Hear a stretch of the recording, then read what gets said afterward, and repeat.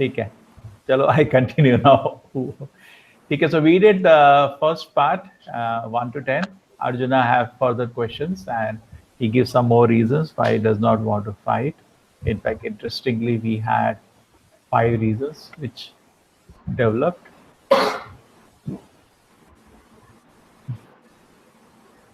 This was the one which all happened. This is the 5 reason: compassion. He doesn't want to kill. Enjoyment. This was, he was saying, how can I enjoy life all my relatives are killed? Then he talks about destruction of family. He says the whole family will be destroyed. Who will take care of the culture? And then who does that will get sinful reaction. And he's feeling confused whether fight or not to fight. Okay. So this is done. Okay, there are some people who are new. I hope we will at the end maybe go ahead. you for both of you hardly matters. You can see here. I'm giving you the screen, but you're able to see the screen in that also. Okay. You came out, so the more can come in. Okay, 1, 2, 3, 4, 5, 6, 7, 8, 9. We are full now. So that one window will be open, isn't it? You can see on the screen. Okay. So here 2 people are with me. I'm telling them to. Okay. Okay, this was nice. So there are 5 reasons. Please, everybody remember. And this video is recorded, so you can see that later. And this is the famous shloka of Arjuna surrender. Arjuna surrender to Krishna. Please guide me. And he said, even if I get a lot of wealth, there is no way I can be happy. So I'm totally suffocated. Please guide me. The proper right. It's a beautiful purpose. That's a symptom of somebody's serious spiritual advancement. That he generally is feeling suffocated without Krishna consciousness. Just by economic development and comforts, nobody can be happy. And then after that, Krishna smile. And we discussed last time, why did Krishna smile? And go and read the purport. Okay? Krishna smiled for the various reasons. One simple reason is because a friend became a student. So that's, change of rasa. Like Gaurav, if Rohan says, I become your disciple, so definitely you smile.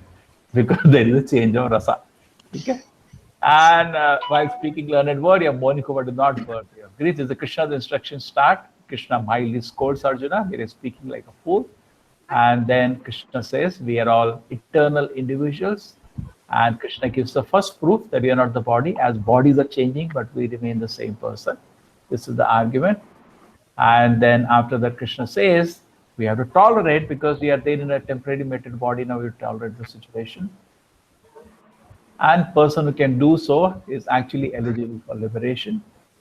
And there is actually the body is temporary, the soul is permanent. This is what is understood by the seers of truth. Tattva darshibihi. Those are seers of truth. Unfortunately, big scientists are seers of untruth because they don't see this. So body is temporary, soul is eternal. That it pervades the entire body. There's a second argument which I use because the body is, something conscious is pervading all through the body. That is due to the soul. The matter is never conscious of its existence, but the soul is conscious not only of its existence, it is also conscious of any pain and pleasure throughout the body. And body is destructible, so come to an fight. Okay, anyway, the body will be destroyed. So better fight, Arjuna.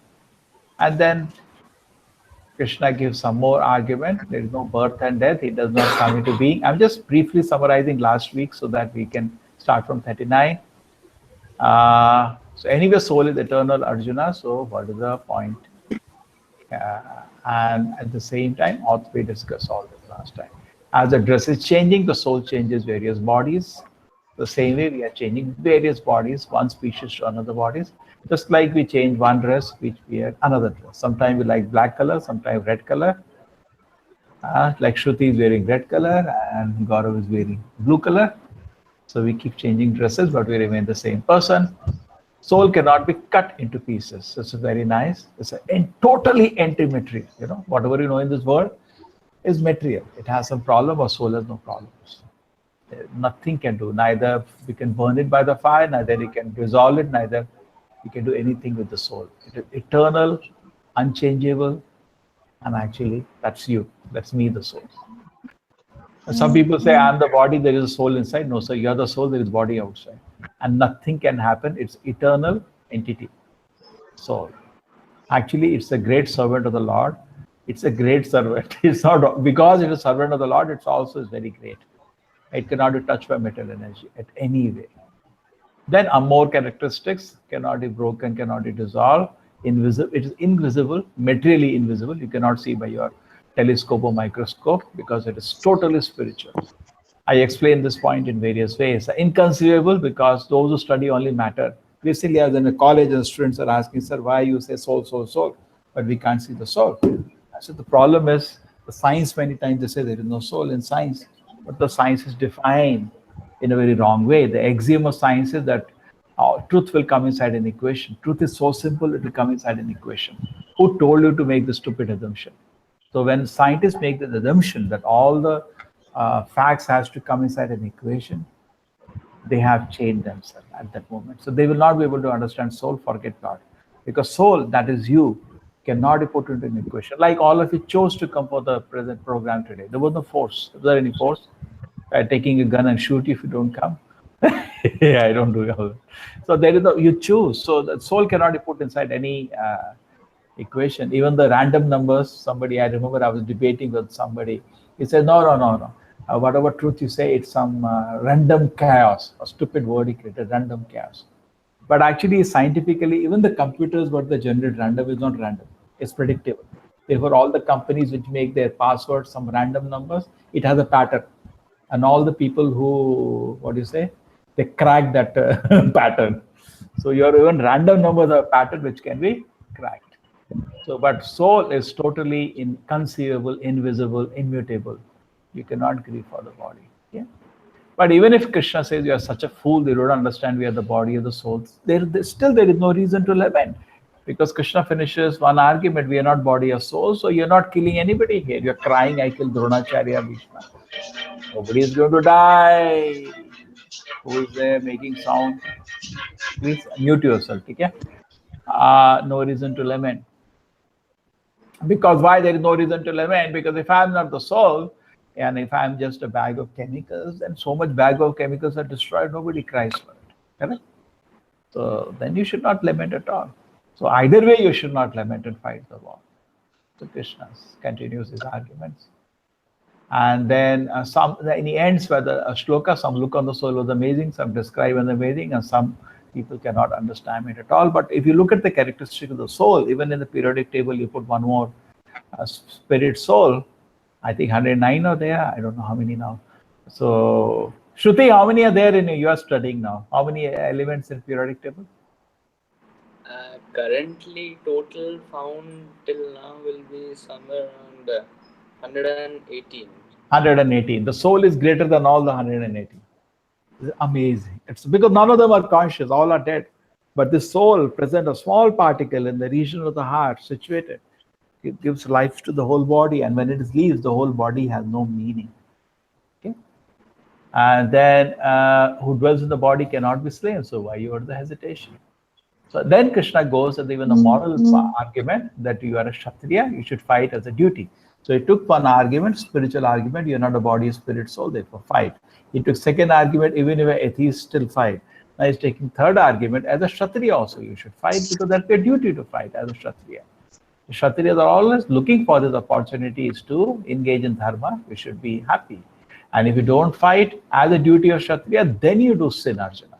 Arjuna was saying, if I kill these people, there is sin. Krishna said, no, if you don't fight, there is sin. We discussed this point last time. Non-violence is for fools. Non-violence is not for Kshatriyas. Non-violence is for maybe us. Okay? But people in administration, if they take to non-violence, they are fools. Like Gandhi said, non-violence. That is not for administration. Suppose we are sitting now. Somebody comes to Tarun, I want to fight with you. What do you say? Yeah, I'm not interested. It's for us. But administration, somebody takes a gun and he says to the army, I want to fight. Come on. Army cannot say, no, we don't fight. No, we fight. Ready? Okay, I'm ready. Okay. So you cannot, Arjuna, give a weapon. That will be foolish for you. Okay? So people, Krishna will say, people will laugh at you. At the right moment when Krishna is like the Supreme Court. He has given death penalty to Arjuna, death penalty to Duryodhana. So Arjuna has to just execute it. So if Arjuna does not fight, Krishna says this is irresponsible. You have to fight. Okay, and then he says people had great respect for you, and they will think that you ran out of fear only. Nobody will say out of compassion you went out. And then people will speak about you in such unkind words, and how it will be very painful for you, Arjuna. So he's saying this infamy will be very difficult for you, and so better you die in the battlefield than you die of shame. Better you die here instead of dying of shame in the forest. So do the fight for the sake of fighting, and don't consider victory happiness, and then achieve. Then after that, Krishna turns the argument, and it comes to the 2 days where you have to start. Now I'm going to teach you from Buddha Yoga. Now, what is the division, Tarun? Who is going to teach you what portion? Yeah, Prabhuji, actually 2.39 to 2.53 was Pushpaji. Pushpa is not there. So, And then Hare Krishna. So I do it? I'll do it. it. Who's ready? Anybody ready? Tarun is ready? Which one? 2.39 to 53. You have read? You can explain? 0.3. Can I? Anybody else? Gaurav? Yes, Gaurav sir. is ready? Chalo, make an attempt. Gaurav, don't worry, I'm with you. Yes, sir. Okay. एषा ते विहिता सांख्ये बुद्धिर्योगे त्व इमां शृणु बुद्ध्या युक्तो यया Partha कर्मबन्धं प्रयास्यसि. Thus far, I have described the knowledge to you through analytical study. Now listen as I explain it in terms of working without fruitive results. O son of Pritha, when you act in such knowledge, you can free yourself from the bondage of works.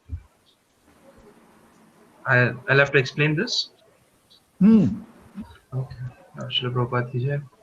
So, thus far I've described this knowledge to you through analytical study. Now listen as I explain it in terms of working without fruitive results. O son of Pritha, when you act in such knowledge, you can free yourself from the bondage of works. So, generally, I can give a generic statement. So, we read Bhagavad Gita. One thing that I have understood is that when we perform some action and we are attached to the results, that is what leads to bondage. Anything done in service to Krishna is something that is liberating. So Krishna always says, work for me, remember me. Everything that you do has to be dedicated. Everything that we do has to be dedicated towards the Lord. And I think that's the point being mentioned here when Krishna says in terms of working without fruitive results. So I perform something, I don't want to enjoy the results, the fruits of that work. Instead, I dedicate it to the Lord. I donate it to Krishna. So I think when you act in such knowledge, you can free yourself from the bondage of work. So you can free yourself from anxiety. So all the anxiety in this world, so suppose I am working, I know if I work more, I'll get more incentives. So more work, more anxiety, and I'll just be bonded to the work that I'm doing. No time for thinking about Krishna. So I think when I perform this, let's say, whatever money I get, I try to donate. I do it for the Lord. That would be peaceful and that would be relieving. That would be liberating. Good marketing person. Bina pade, he can give 1 hour class. I am taking liberty, Gaurav. चलो, very nice. ये तो फायदा होता है marketing में जाने का. है ना? देखो पहला शब्द है इधर सांख्य, गौरव. ठीक है? सांख्य. Can you see the word Sankhya? Yes, sir. Yes, sir. ठीक है. So Krishna has, what is the Sankhya referring to here? Prabhupada spends time in the purport to explain that generally people take a wrong explanation of this Sankhya. And they connect it to the Kapila Sankhya. It's not talking about Kapila. Kapila, there were 2 Kapilas. One is a Supreme Personality Godhead, God himself who incarnated. And his teachings are in Bhagavatam in the 3rd canto. Those teachings are pure devotional teachings.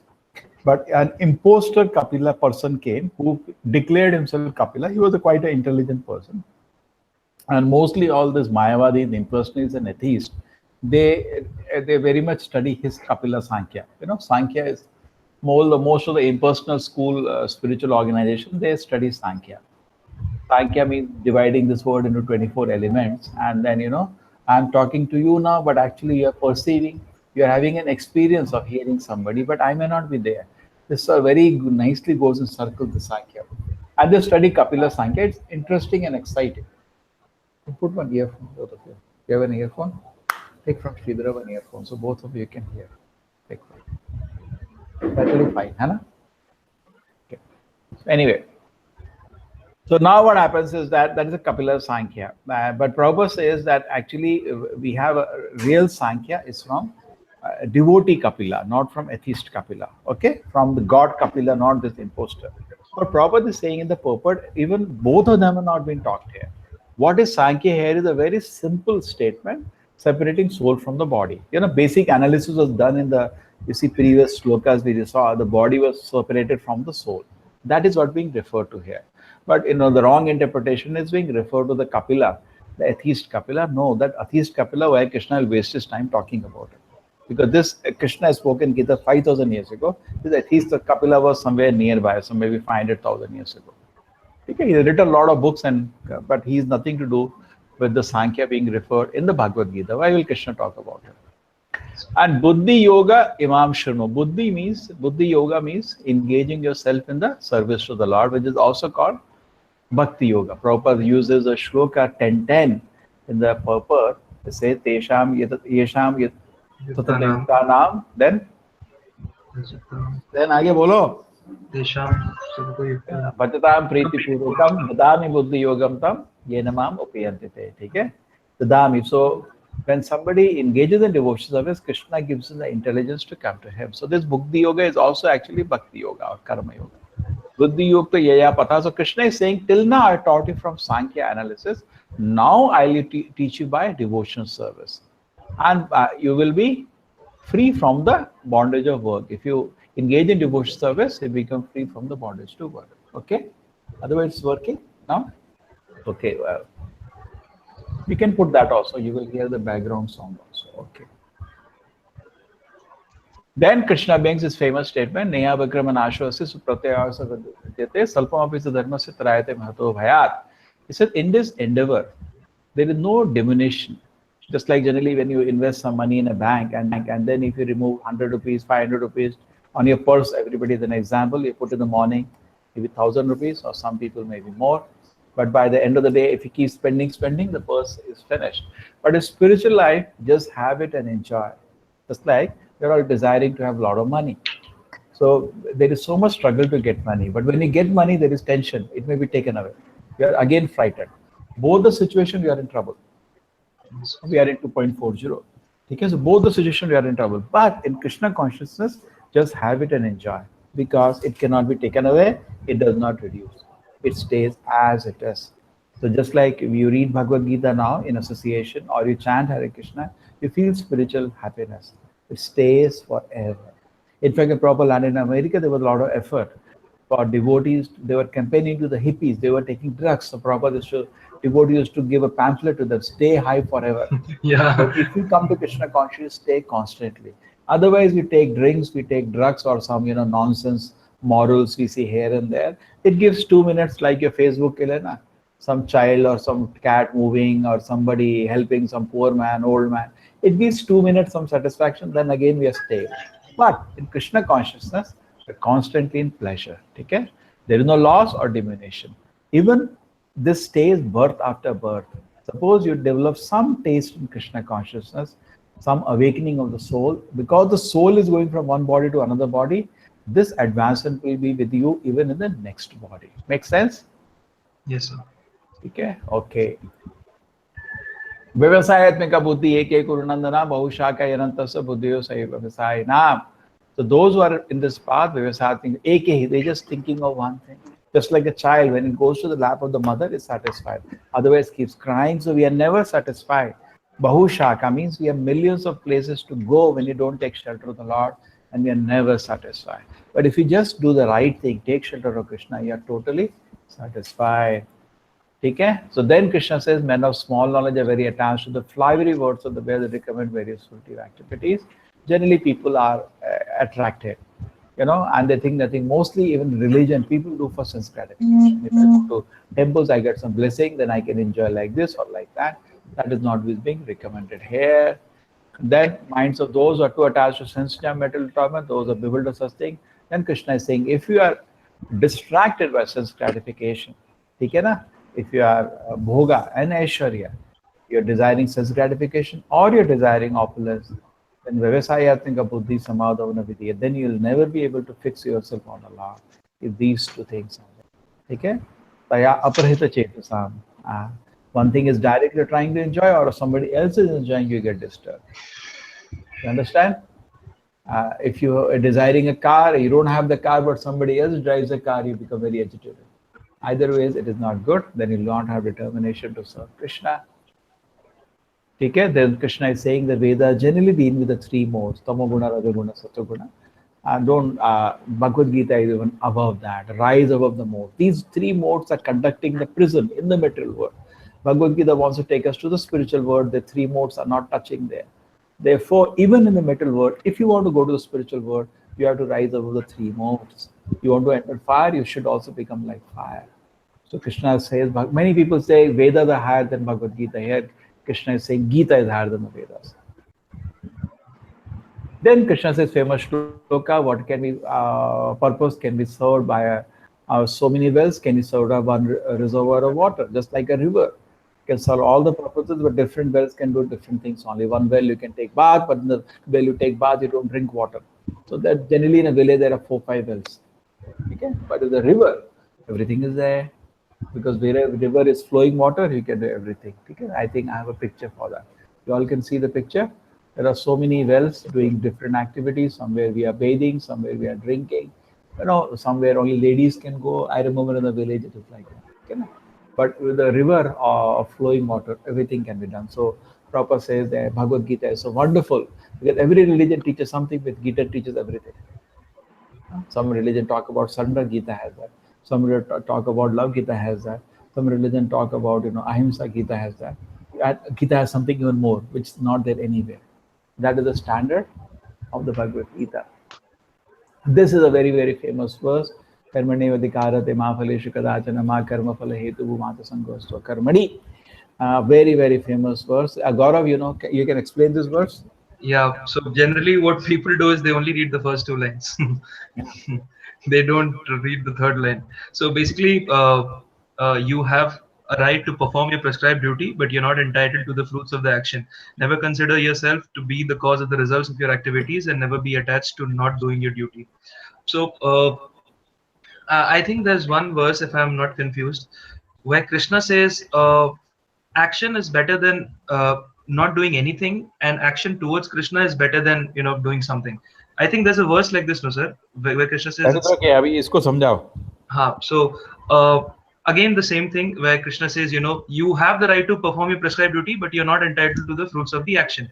So you do something, but you're completely uncertain about what the result is going to be, right? So whenever you are, in the sense that whenever you're attached to your action, like I said, that gives you anxiety.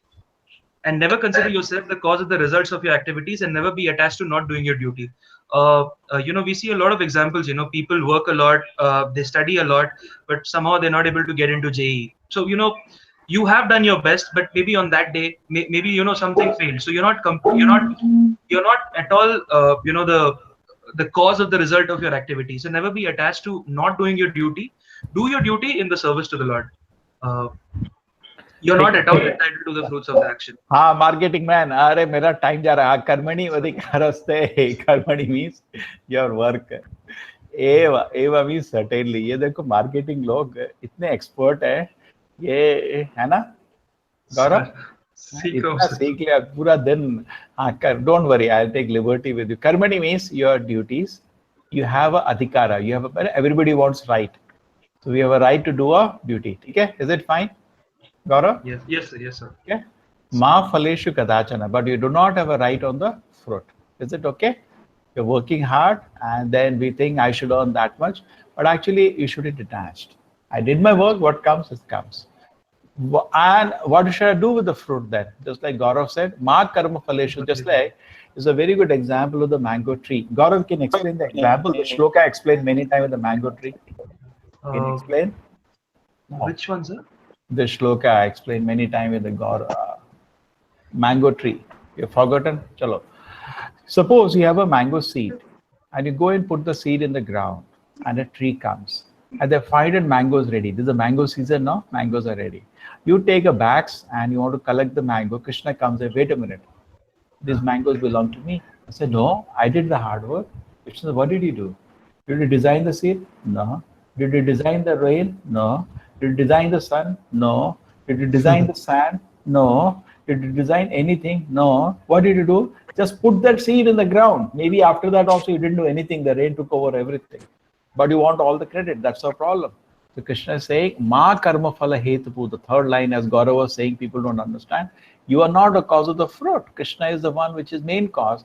And Ma te sango asa karmani. Krishna is saying, all the basket of fruit give to me. That's why you see every state in India, wherever the crop comes, at least the first harvest, they go and give it to the temple, recognizing that actually it is Krishna. It is his energy. It is his plan. Things are happening. So that is there in the culture, ingrained in the culture. True, today, unfortunately, people are becoming more and more atheistic, but let us try to understand. We not have the right on the result. We have only right on the duty to put the fruit in the ground. We don't have right on the 500 mangoes which came. What I should do with the mango? Should I throw in a dustbin? No, don't throw in a dustbin, give it to the temple. Ma karma phala hetu. Why I have to do this? All I have given because only Krishna did it. Then I will not work. Krishna says, you have to still work. Mata sangvasto karmani. So Arjuna was saying, I will not fight because I don't like the result. Correct? Krishna says, you have nothing to do with it. I want the war. So he said, I don't want to fight. Krishna said, no, you cannot become akarmani. You have to fight. Okay, akarmani is a sinful activity. To do not do no one do duty is sinful. Okay, is it fine? Should I continue? This is a very beautiful shloka. And then next one, Krishna is saying, do your duty, equipoise, abandoning attachment to success or failure. Just as a duty, do it. Okay? And then all abominable activities keep away by devotion service. And don't try to enjoy the fruits of the works, then you become a miser. Krishna is the only enjoyer of the fruit. So Arjuna was a gentleman. He said, I don't want this war. I don't want a palace or a kingdom. Krishna said, fine, don't fight for yourself, but fight for me. I want this war. So your voice is breaking a lot. Hello. Huh? Okay, Gaurav, keep telling me. Okay. So now is it clear, the voice? Yeah. Yes. Please, thanks. Keep on this because otherwise I will not come to know. So Dure Krishna says, Kripana, don't be a miser. Don't enjoy the phala, hetava, don't work for the fruit, just work on my order. Okay, and then Buddhi Yokto, the next shloka, 50th. All the good and bad reactions. This is a Nishkam karma slowly developing. There was Strife or Roga, which is the art of all work. Because the devotion service, neither there is punya or papa, it is akarma, not karma or vikarma, it is akarma. So when you do devotion service, the work is actually directly for the satisfaction of the Lord. Then engage in devotion service, you free yourself all the results from the effects of the karma. So your voice. Huh? Why? Now it's okay. Okay, effect of the karma. And you become free from cycle of birth and death, so you follow the devotion service path. And then Krishna says, when your intelligence has gone through the dense darkness of delusion, you will become indifferent all that has been heard and all that is to be heard. This brings us to the new phase of Bhagavad Gita, where Krishna talks about Yadate Moha Kalilam. Intelligence passed out of the dense darkness of the... Hey, where are we? Where are you going to start, Tarun? You are muted. 2.54, Prabhuji. Chalo, take it. So I have one more shloka to do. Pass through the dense darkness, forest of delusion. So you become free, indifferent. So you come to a stage in Krishna consciousness where you are not so much into the rules and regulations. So like many times we devotees, we are practicing Krishna consciousness. So many things we do not do. People say, Arey, Ganesh Chaturthi, you didn't come. We don't go. Arey, this function happened. We didn't go. So many karma kanda things we just ignore because we are now directly engaged in devotion service. That's why Prabhupada gives the best explanation of this verse. And also the explanation of this verse is for Paramahamsa, so highly advanced devotees. And they do not need to follow the rules and the simple rules. They don't never do sinful activity, just like Madhvendra Puri, who was very, very advanced devotee. So he says, Sandhya Mandanam, please take my obeisances. 3 times doing Gayatri. All my respects to you. Taking bath 3 times a day. Please offer my respect. Sometimes we also joke like that, but we are not on the platform. We have to follow all these systems, rules, and regulations to stay in Sattva-guna and come to Krishna consciousness. Okay, you understand my point? A highly advanced devotee need not follow the rules and regulations. But general simple meaning Prabhupada says is that even as practicing devotion service, what we are doing, we are indifferent to the karma kanda rules, which generally society follows. Just like many people are very much bothered about Vastu, some people are very much bothered about Rahu Kala, a devotee ignores all that. He's not interested. And then Krishna says, when your mind is no longer disturbed by the flowery language of the Vedas, when it remains fixed in self-realization, then you will have attained the divine consciousness. Okay, so Vedas is the flowery language, means if you do all this puja patha, you can reach heaven. So it says you should become indifferent to all that. You're only interested in self-realization. Our mind is also bringing all kind of enticement of sense gratification. So you're only hungry for Krishna consciousness. You're only hungry for devotion to Krishna. That is fixed up devotee. 53 and 54. Yes. Yeah, Prabhuji. So in verse 54, Arjuna says, "O Krishna, what are the symptoms of one whose consciousness is thus merged in transcendence? How does he speak? What is his language? How does he sit? And how does he walk?" So here, as every person has a symptom, a rich person has symptoms by which we call him rich. Similarly, a poor person will have something by which we can say he's poor. Similarly, a person who is engaged himself fully in Krishna, the Krishna conscious person, he speaks only of Krishna and matters relating to Krishna. And all other symptoms then automatically follow. We'll see in the following verses. Moving to verse 2.55. Just one second. Yeah, sorry. I'm doing here and there. So yeah. This is the Siddhapagna. Srila Prabhupada is here, Siddhapagna with us. Yeah. How does he speak? How does he walk? Yes. Prabhupada is carrying in his hand one, I think they are doing Bhumi Puja somewhere. So he has some. Hello. You can see how they're looking at him with so much respect. You advance and see, but Prabhupada's size, he was just 5 feet tall. But he enchanted the whole world, by Krishna consciousness. Prabhupada used to joke sometimes. He said, I'm sitting on the Vyasasana and a bug is sitting on my leg. Both are sitting on Vyasasana. But what can bug do? Simply bite. And because I'm fixing my conscience, Krishna's lotus feet, I become his spiritual master. So all depends on consciousness. Okay? Position does not matter. Yeah, continues. Yeah. So in verse 2.55, Krishna, the Supreme Personality of Godhead says, "O Pritha." Your voice is breaking, Prabhu. Yeah. The Supreme Personality of Godhead said, "O Partha, when a man gives up all varieties of desires for sense gratification," I think there is some noise. If we can mute everybody. We have no sound there. Chalo, continue, Tarun. Take him. Yeah.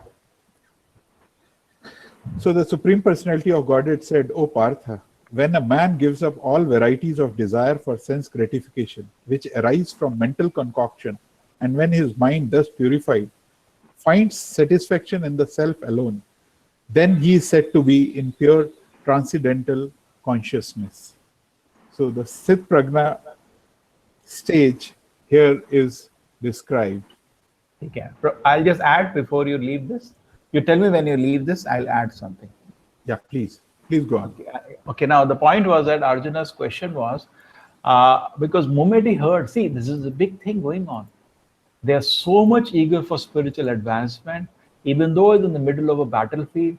When he hears Sthitapagna, Krishna, how do you become Sthitapagna? Everybody wants to become a Sthitapagna. Just like, I remember I was in the Nitte college and one person came, and Gaurav, I think you know that. and he told everybody how through network marketing you can become crorepati. I still remember that day, how they were sitting as if they were statues, students, as if they were statues with the ears erect, fully straight, drinking every word because they want to become billionaires without working. That's what he proposed to them. And finally, they all got looted and he ran away. Correct? Gaurav, remember? We advised them multiple times. They didn't listen. Who, sir? Arey, the network marketing in your college. Network marketing. Yeah. We advised them so many times. Still, how many lost? 2, 3, 4 times. 30, 40,000 cheated their parents and everything and lost money. So anyway, so they are so eager for spiritual advancement. The moment he hears Sthitapagna says, Krishna, how do I recognize Sthitapagna? And how do I become a Sthitapagna? So Krishna immediately says, the first symptom of Sthitapagna is he gives up all desires for sense gratification. Prajahati means he kicks out because he knows it's only an imagination of the mind. And he's totally situated in the inner happiness. Atmani evatmana tushtaha. Atmani means in the spiritual self. And that is the first definition of prajna. He gives us sense gratification. So all those, we found the sannyasis involved in, illicit sex or so many varieties, all bogus. First symptom of a spiritually fixed person is he rejects sense gratification of any kind. Of sex is the chief among them. Okay? So that is the first symptom for me to know I am advancing in spiritual life, because sense gratification is only a hallucination of the mind. It only exists inside your mind. It does not exist outside. You understand? Sarva partha manogatan. Manogatan means it's a gati of the mind. It's a movement of the mind. As such, there is no, in this world, there is no happiness. It's only anticipation. Okay? We explained so many times, 15th chapter will explain this world is an inverted shadow. In the shadow, if you see an apple, the juice of that apple is only within your mind. In the shadow, nothing exists. You jump in the water to drink apple, there is only water and trouble for you. So similarly, it's all manogata. So this is, as you advance in Krishna consciousness, you feel naturally happy. Definitely very easily are able to reject. Tarun, sorry, I interrupted you. Continue. Please. Yeah. Okay. So then continuing on the sthit prajna, one who is not disturbed in mind even amidst the threefold miseries, or elated when there is happiness, and who is free from attachment, fear and anger, is called a sage of steady mind. So here Prabhupada ji explains that even when there are miseries, the threefold miseries, even then the sthit prajna person, he is not affected. He accepts dukkhas also with equal surrendering to the situation, saying that probably it is the karmas. And similarly, when there is happiness, he does not feel anything different. He says it's all because of the credit he gives to the Lord, and he says it's because of the mercy of the Lord. So that's how the sthit prajna person behaves. Sir, can I add to it once? Please. Short, huh? Gaurav, you have to read 72 shlokas, huh? Yeah, no, sir, just two things. So I remember one thing. Taman Krishna Maharaj says, when this Bombay issue, the temple issue was going on, during the day, Prabhupada was, going to the lawyers here and there and everywhere, he was very busy. But evening, he was so calm and cool and giving the Bhagavatam class. So he never saw Prabhupada in that disturbed state of mind. And so that is one, when I read the first line. And there was one more thing when what you said, Prabhu, that, so Radhanath Maharaj says, whatever happened, whatever blessing, whatever, punya a devotee earns, he thinks it is Krishna's mercy. And whatever, dukkha, whatever, what do you call that, negative reaction he has in his life, he thinks I should have received this much, but Krishna only gave me this. So in either ways, he's thankful to Krishna. So that was one class that I heard recently. Yeah, nice. Okay, both are good. Tikoshu, Sukeshu, Vitaraga Bhaya, Prabhupada spends many times. This is the only line which is one of the few lines which repeats again in Bhagavad Gita.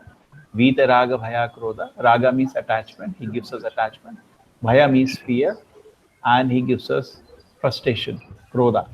Okay? So Raga means too much material attachment. Bhaya, you are worried. You lose all so much things you accumulated. And Krodha, Prabhupada gives many reasons. He gives, so many We hear contradictory philosophies, we don't go to sampradayas, we hear upper sampradaya things, and then we get angry. Or sometimes frustration coming from various ways. Okay. Chalo 57. So continuing in the material world, one who is unaffected by whatever good or evil he may obtain, neither praising it nor despising it, is firmly fixed in perfect knowledge. So whenever we see in the world, there is always duality. So there is always good happening, there is always bad happening. There is good happening, there is evil happening. So, but a person who is fixed in Krishna consciousness, he is not affected by good or evil, because he is simply concerned with Krishna, who is all good absolute. So such a consciousness in Krishna situates one in a perfectly transcendental position, which Prabhupada ji called Samadhi. Moving to next shloka, 2.58. One who is able to withdraw his senses from sense objects as the tortoise draws its limbs within the shell is firmly fixed in perfect consciousness. So these are the symptoms of the self-realized soul, that he is able to control his senses according to his own plan. And the example which Prabhupada ji gives is of tortoise. The tortoise, when he is wanting to conserve, he simply withdraws his limbs and remains within the shell.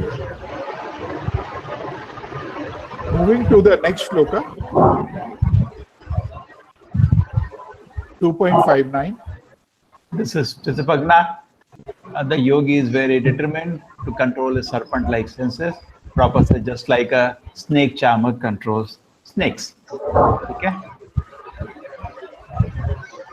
Yeah, continue. Yeah. So 2.59. Oh, silence. Who is that? I'll make mute. Please don't mind. Mute. Chalo, continue. Karan. Yeah. The embodied soul may be restricted from sense enjoyment through the taste for sense object remains. But seizing such engagements by experiencing a higher taste, he is fixed in consciousness.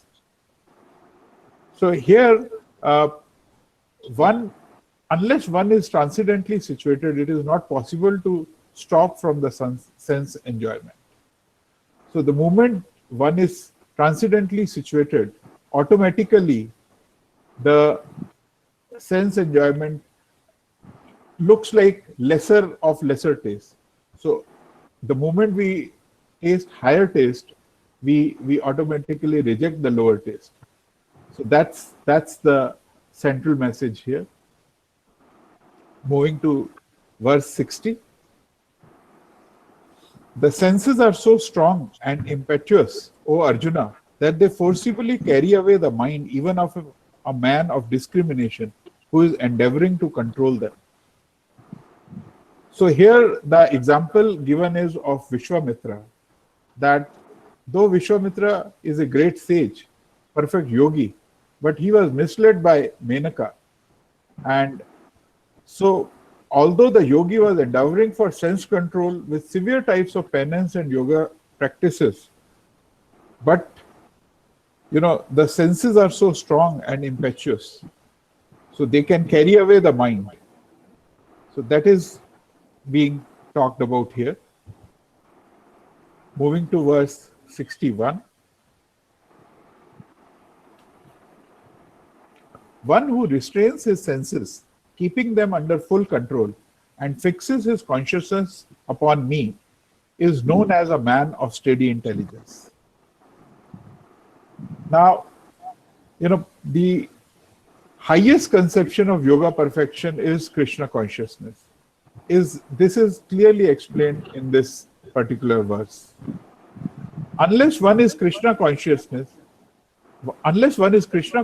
it is not at all possible to control the senses.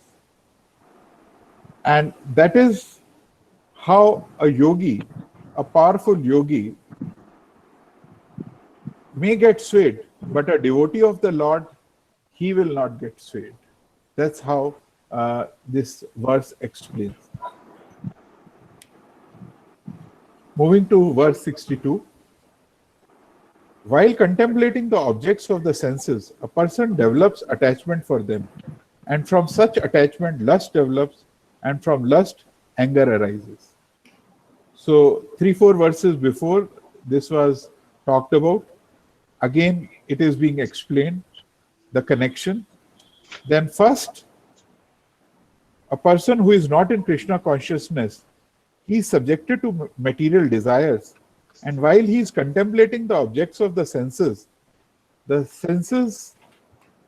while they are getting engaged, and they are not engaged in the transcendental loving service of the Lord, therefore they will get misled.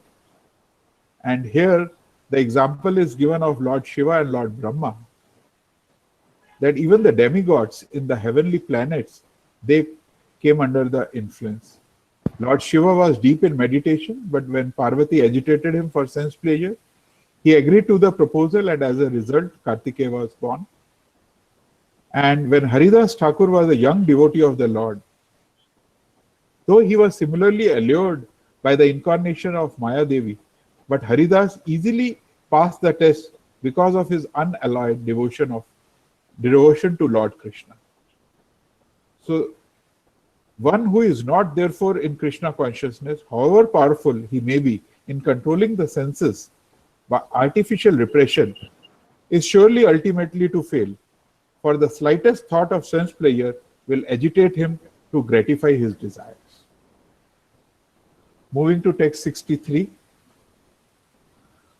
From anger, complete delusion arises, and from delusion, bewilderment of memory. And when memory is bewildered, intelligence is lost. And when intelligence is lost, one falls down again into the material pool. So here, one who is not in the knowledge of Krishna consciousness, the desire is leading it, as we saw in the previous verse, to anger, and from anger comes the complete delusion, and from delusion comes the bewilderment of the memory. And when memory is bewildered, the intelligence is lost, and when one loses one's intelligence, he gets into the material pool. So just briefly, I can just touch on this too.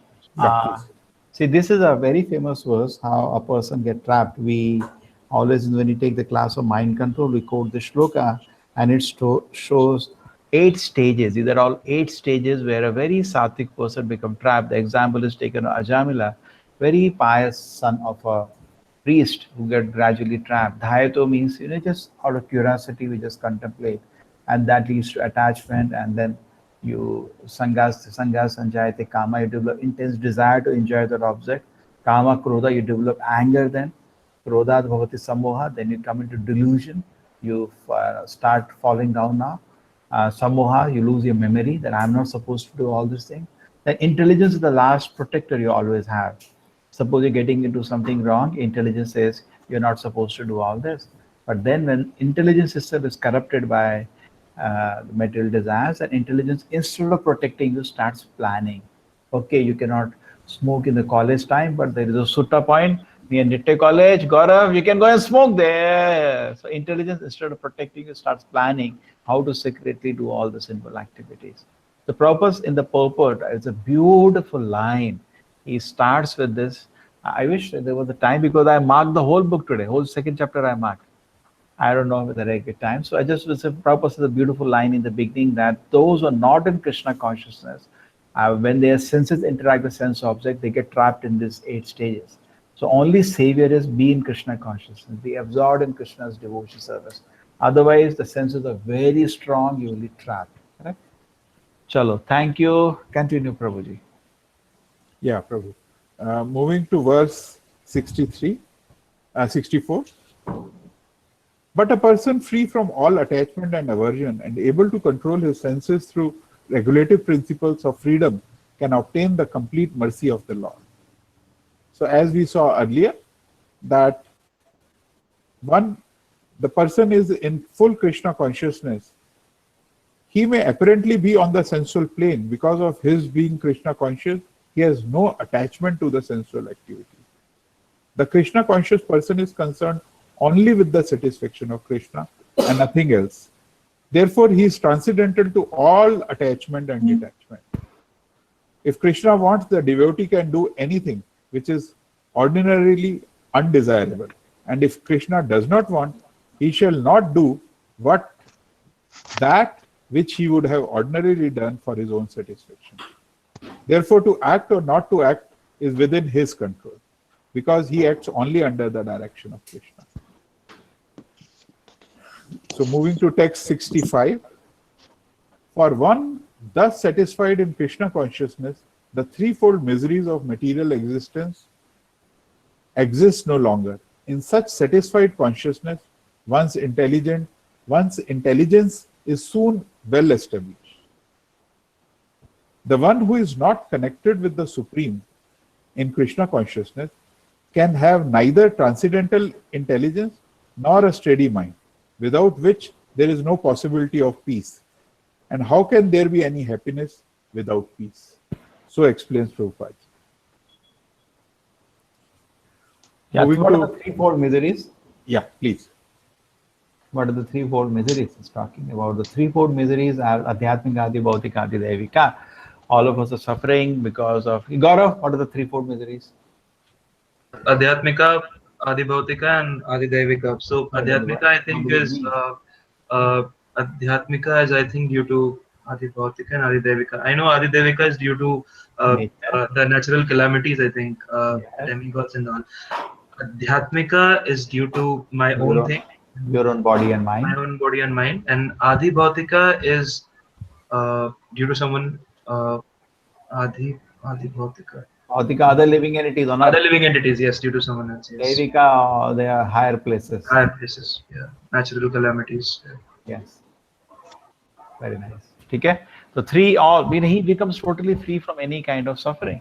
We're all in so much anxiety, but as we advance in Krishna consciousness, become totally free from anxiety. Okay. Yes, we go to the verse 66. 6.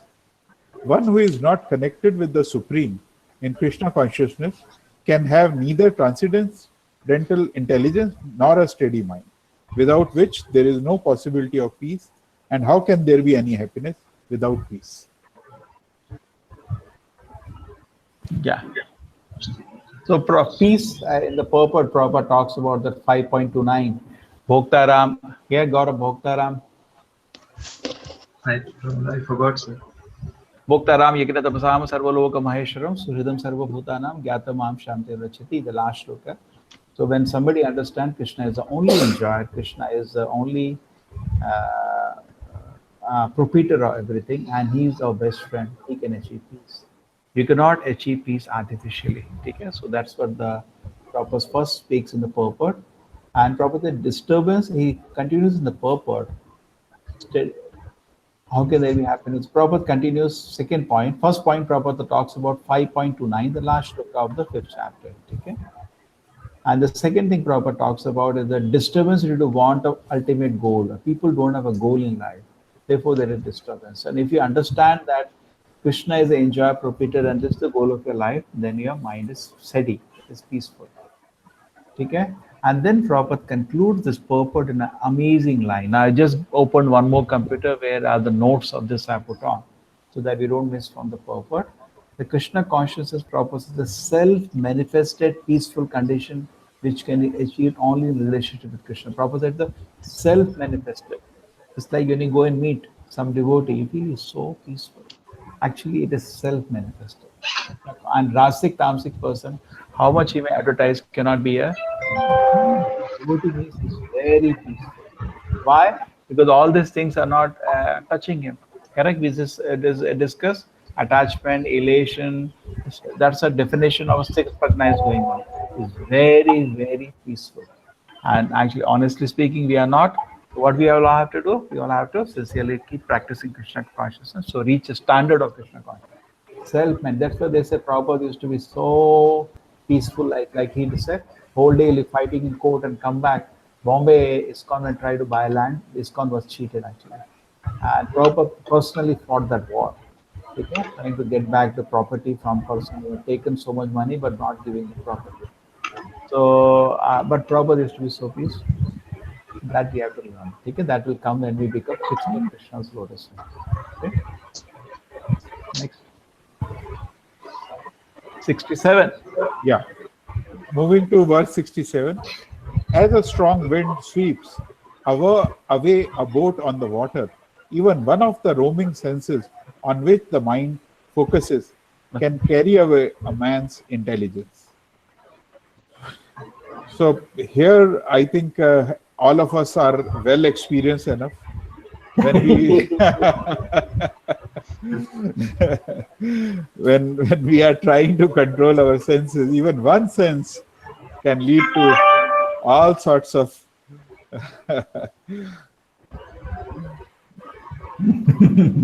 Chalo, very nice. Moving to verse 68. Therefore, O mighty arm, one whose senses are restrained from their objects is certainly of steady intelligence. So here Prabhupada is explaining that engagement of all the senses in the transcendental loving service of the Lord, that is what is required. In all these verses, he has been explaining to us very clearly that there is only one way of sense control. There is only one way, and that the way is the Krishna consciousness way, engaging all the senses in the transcendental loving service of Lord Krishna. One who has understood this can really establish in intelligence, and that one should practice. And Prabhupada ji calls him sadhaka, a suitable candidate for liberation. Moving to text 69. What is night for all beings in the time of awakening for the self-control, and the time of awakening for all beings is night for the introspective sage. So here is the difference in the consciousness. The person engaged in material activities for sense gratification, and the other person who is introspective and is awake to the cultivation of self-realization.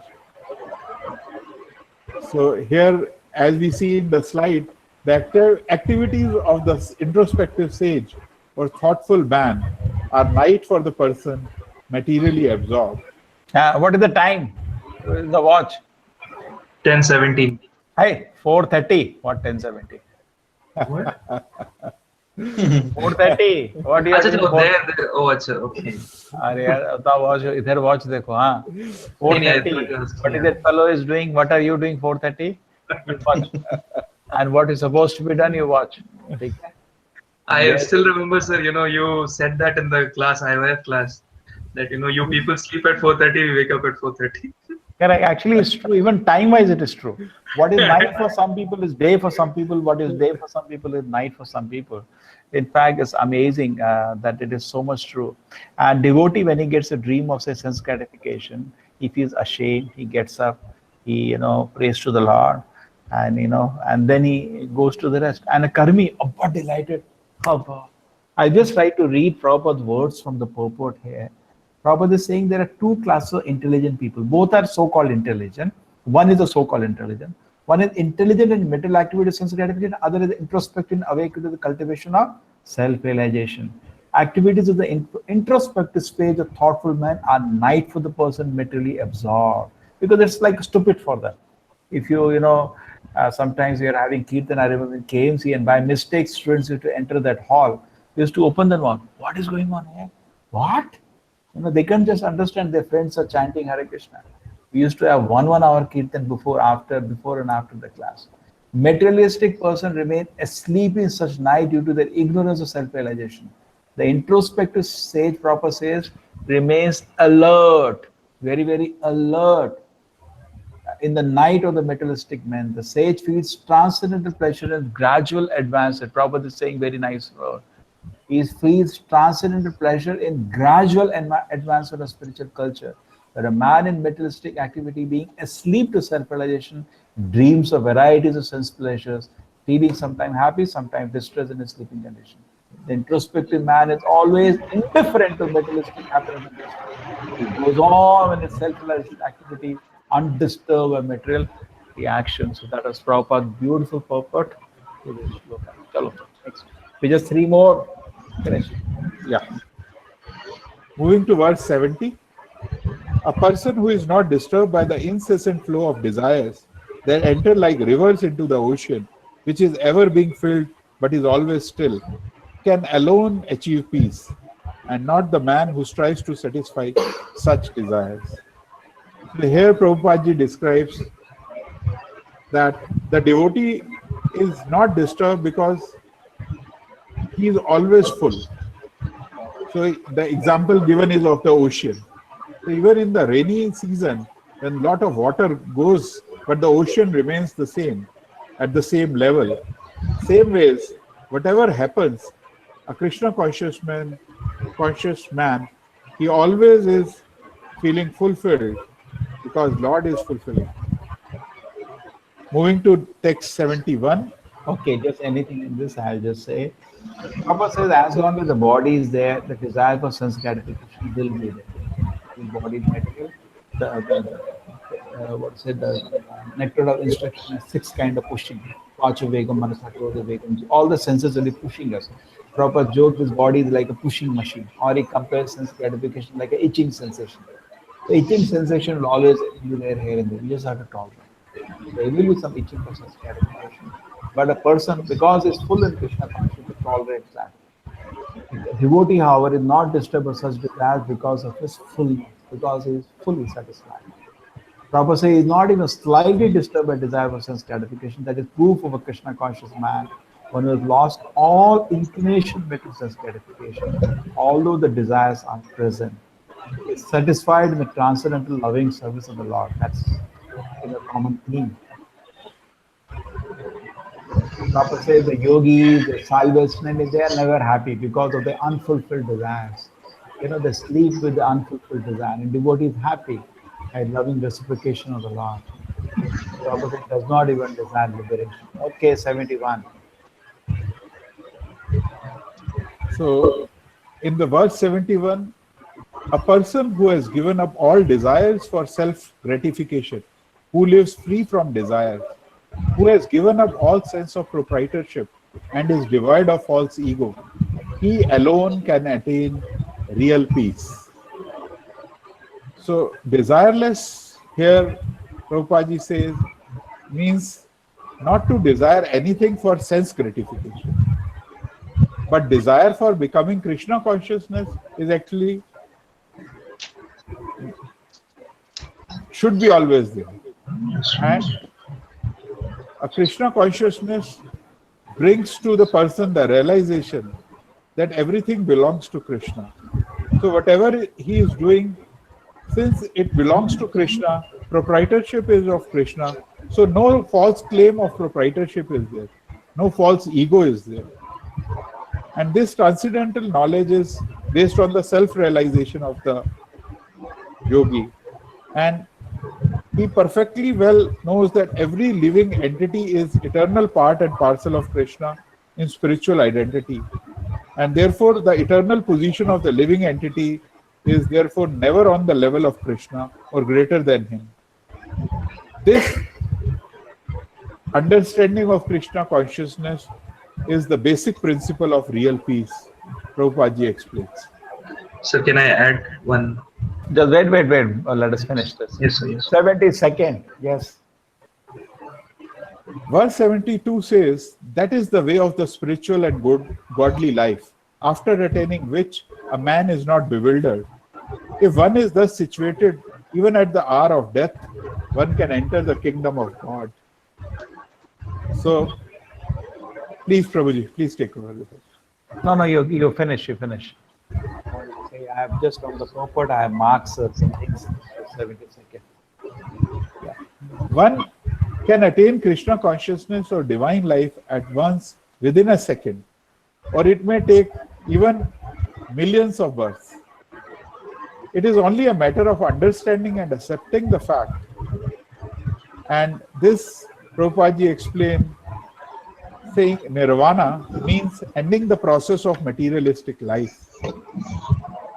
And the moment we get above the platform of the material activities, and that is called Brahma Sthiti. So that's how this is explained. Yeah, I'll just add. See, there was something on this purport only. Prabhupada is saying that he first takes an example of the Khatwan Maharaj. You all know about Khatwan Maharaj. Khatwan Maharaj was a king and he fought for the Devatas. There were some of the kings like Arjuna also went to fight for the Devatas. They're extremely powerful. They use Divya Astra, now the metal arrows from earth they carry. And using their great fighting skills, they even help the Devatas. Devatas have problem with the demons regularly. They have Star Wars going on. And Khatwanga Maharaj joined the Devatas once in this war. And the Devatas were very happy with this work and they asked him any benediction you want. He said, no, I don't want anything. Just tell me how much time I have remaining in my life. So one of the Devatas are aware of many things that we are not aware. So one of the Devatas just saw his future, said, you only have few moments remaining. That's it. He said, okay, take me to a temple. That's it. So he went to the temple and totally surrendered to the Lord within few moments and achieved spiritual. That's a famous example taken by Khatwang Maharaj. So the proper re-emphasizes the line, one can attain Krishna consciousness at once, within a second. Somebody asked the Prabhupada this question, how much time average a simple man takes to become Krishna conscious? Prabhupada said, one moment. You don't read Bhagavad Gita? That was Hanuman, one moment. It's a very beautiful video. Prabhupada in Australia. Prabhupada speaks with full, expression, one moment. It's only we don't surrender till are holding ourselves. If we say, Prabhupada, just accept what Krishna says in Gita, just accept it, you're liberated. We doubt. That's our problem. And then Prabhupada says the Buddhist philosophy thing, after that there is Shunya. Not only Buddhists, all the atheists also think the same today. Just like recently when actresses died, I was seeing what are the people offering. No, may she rest in peace, rest in peace, rest in peace. Correct? They're all wishing. Nonsense. No ideas. Buddhus. No, soul cannot take rest. Even when you're sleeping, the soul is having dreams. Correct? Soul will be with your subtle mind. Soul cannot take rest. The soul has to go somewhere based on your activities. Karmana daiva netrena, based on the judgment of the devatas, you will be in a particular body. So there is no rest for the soul. Actual activities of the soul happens after liberation. That is called Chaitanya Charitra Amrita. We were discussing day before yesterday. Chaitanya refers to the living force. Charitra means activity. Amrita means the nectar. Nectarian activity, the soul after liberation. So after you become healthy from a hospital, the real activities begin. When you're sick in the hospital, even the moving from the bed, getting up is painful. You're having high fever. When you become healthy, you run outside. So people think when you become free from diseases, you will finish off. That's nonsense. We don't finish off. We have actual life starts after liberation. It does not end. Buddhists say nirvana means end. We say nirvana means the beginning of spiritual life, end of material life. So Prabhupada says, therefore a devotee, even in the hour of death, is not devotee. Because he knows now my real activity is done. Prabhupada gives an example of a cat carrying rat or a cat carrying kitten. So cat carrying rat means basically the cat is feeling, the rat is feeling great fear of death like most of us feel.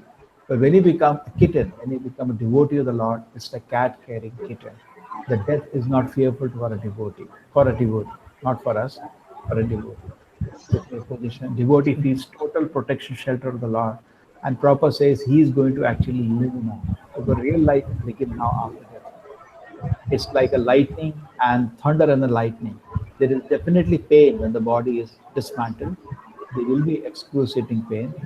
Doctors confirm that, but then sees the light, beautiful light of the spiritual world is there in Krishna's consciousness. Okay, we did it. We did the whole chapter. Here is the picture.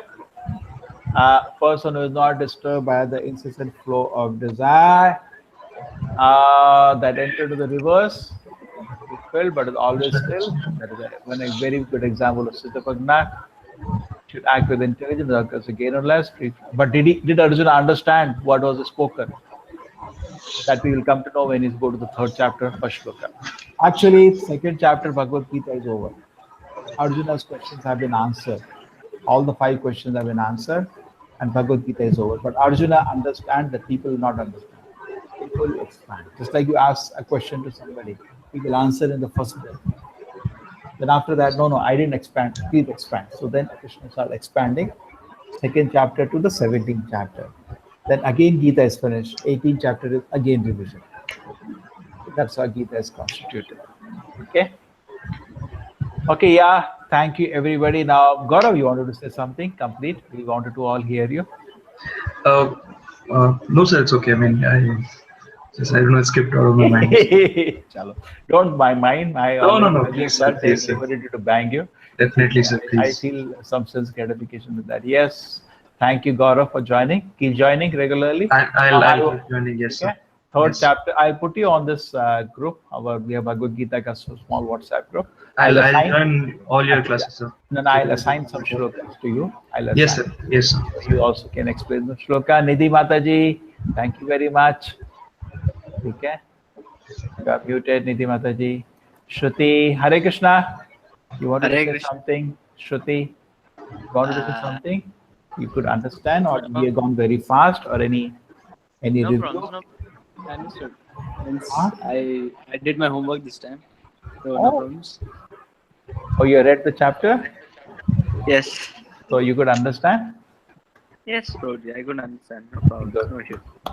Okay, it's like a revision. What we will do is that we will, in the WhatsApp group, I think I'll split the chapter and give to many people. If there are many people, see this time only me and Tarun had to do the whole chapter. But if many people get a chance and everybody comes, just like prepared, it's nice. Sorry, we could have given you a chance for discussion then. We were not aware.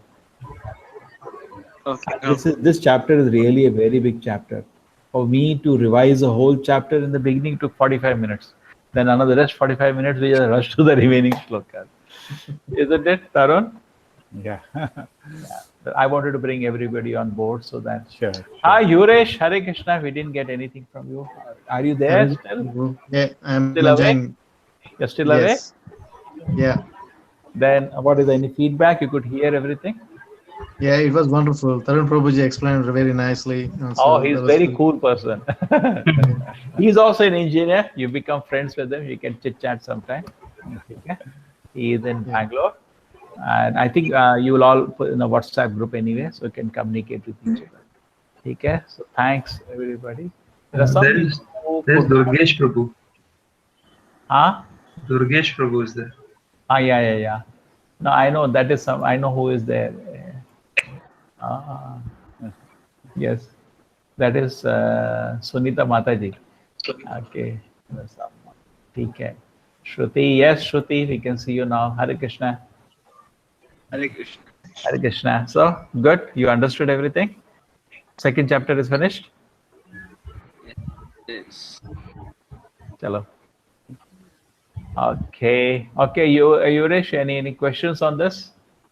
Yeah, I got a simple question, but it looks simple to me. I'm not sure if it is simple or not. I just wanted to find out what exactly is transcendental. When do we say we are in a transcendental mode? Oh, Turiya. There are transcendental situations. There are two ways we say. One is we are susupti, very deep sleep, and we are in the dream. Then we are awake, and then there is Turiya, transcendental situation beyond the. So how do we know we are in the transcendental situation? That was given in this chapter anyway. Correct? A person who is Siddhapagna, who is established in the transcendental position, the description has been given in the chapter. No, first thing, he withdraws himself totally from sense gratification, knowing all urge for sense gratification only is the imagination of the mind. And the rest of the whole chapter we saw was that he is not affected by any elation because he's only hungry for Krishna consciousness. Bodily, any gymnastic of the body and mind does not interest him. He's so much hungry for, just like Arjuna says in the beginning of Bhagavad Gita in the second chapter, Krishna, I am suffocated in the heart, 2.7 or 2.8. Even if you give me unrivaled kingdom of the world, I'll not be satisfied. This is a symptom of a man who is hungry for spiritual understanding. He is, other things are his indifferent. It's just like when you are hungry for food, if I give you something else that's not interesting, you want to.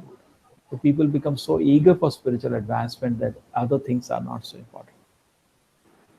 I But, think that will be a symptom. That's the whole chapter. Tarun, what else you spoke of the characteristics of a self-realized man?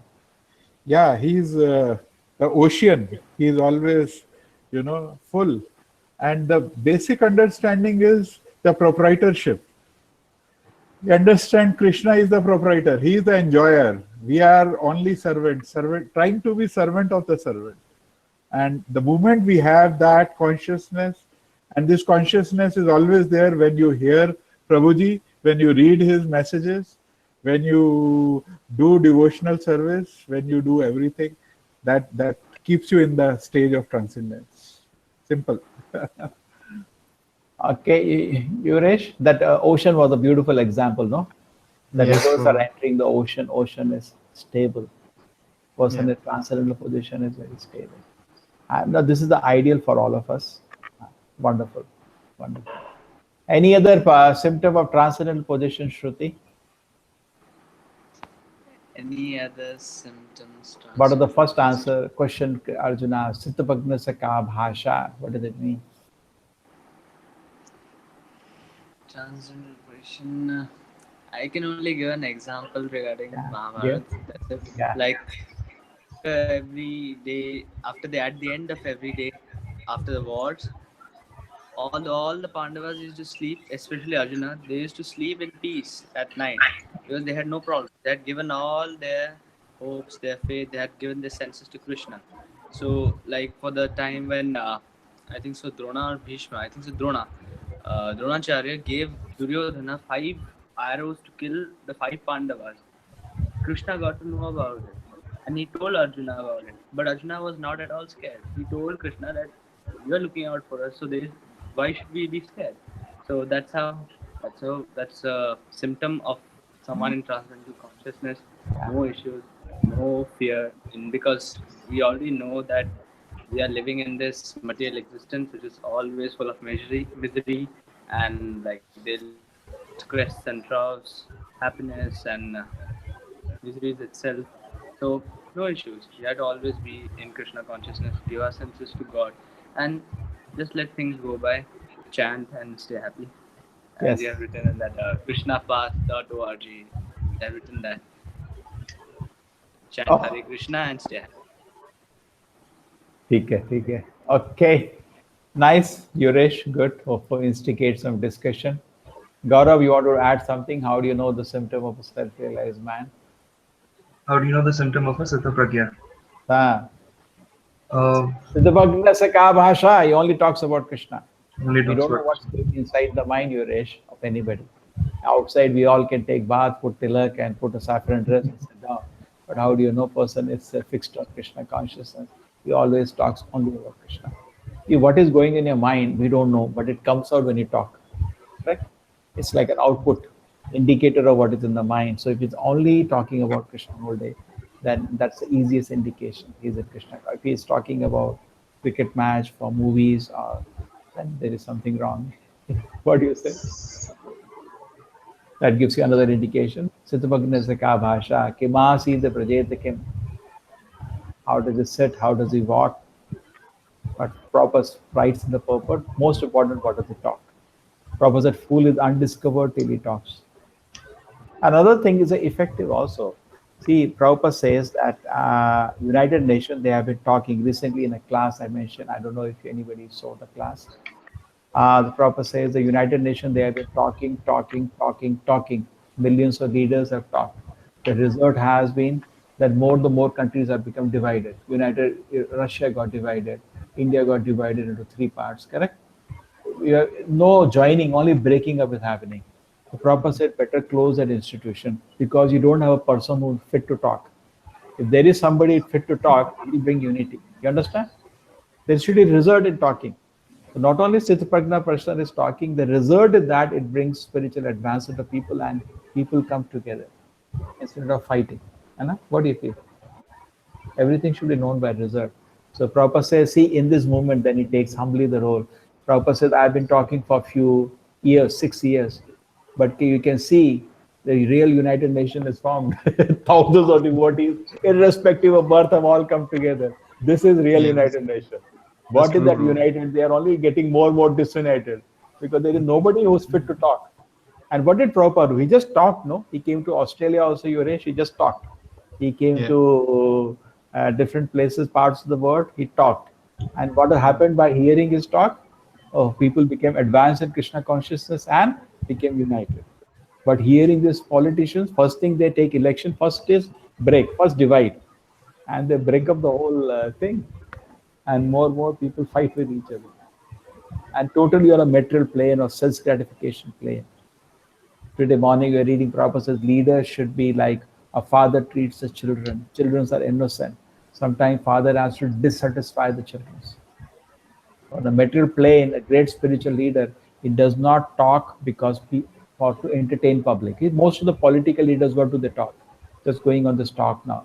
They talk so that their talking is so that they speak what people want to hear because they only want to become popular, that's all. They don't want to benefit the society. But Prabhupada, you see, throughout his life, only one thing he did. Yare Deko Tare Kau Krishna Katha. It was in India. Prabhupada could have spoken so many things. I was just analyzing all the so-called spiritual leaders of today. They just talk empty morals, that's all. Cheap morals. Be nice, have relation. They just talk cheap morals to just get followers, that's all. Prabhupada did not compromise. He taught Krishna Katha. He taught Krishna Katha. And then because he taught Krishna Katha, you see that only the jewels came in front of him. Otherwise, it is said if you collect neophyte followers, you also go to hell with the followers. So we should always maintain our standard of only speaking Krishna Katha. Okay? People will definitely come. Sincere people will definitely come. We cannot take the whole world by lowering our standard. We maintain our standard. But help people to come to Krishna consciousness. What do you say? There is no midway, there is only one way, Prabhupada way. Yeah. Somebody was telling, no, 50 years have happened. If you talk about dharma, people will run away, so stop talking. No, sir. There is no only one way, Prabhupada, there is no midway. We talk of Krishna consciousness. Definitely, real work will happen. And when you collect foolish followers, you can never speak Krishna consciousness because they will run away.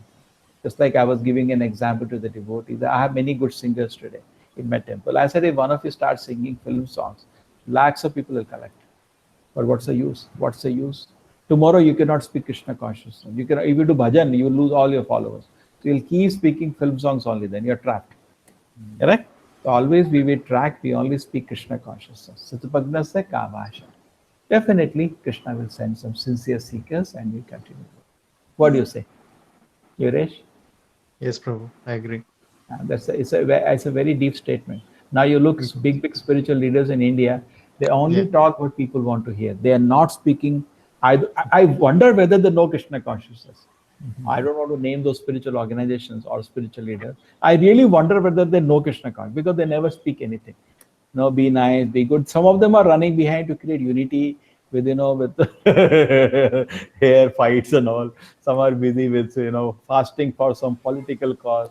I wonder whether they know Krishna consciousness because they never seem to speak Krishna. So you see, Prabhupada, and throughout this chapter, one thing, a line was Tarun found the essence. What are the main essence Prabhupada said? To control the senses, what we should do? Like a tortoise.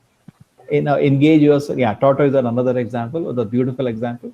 I just come to the tortoise. We engage ourselves in Krishna consciousness. That's the way to control the senses, isn't it? Isn't it, Tarun? Again and again, again and again, every form. Every form. And then Yuresh, a beautiful point you are talking about the tortoise. It's very nice. Prabhupada says in the purport that that's how you should be. Just like you are in one place and you have to walk to another place. You open your eyes, you open your legs, you start walking. Out of the shell, you take out the legs, start talking. Even your eyes, everything is inside the shell, correct? Head is also inside the shell. Then you want to walk in some direction, take out your eyes, locate the direction, hand, legs move.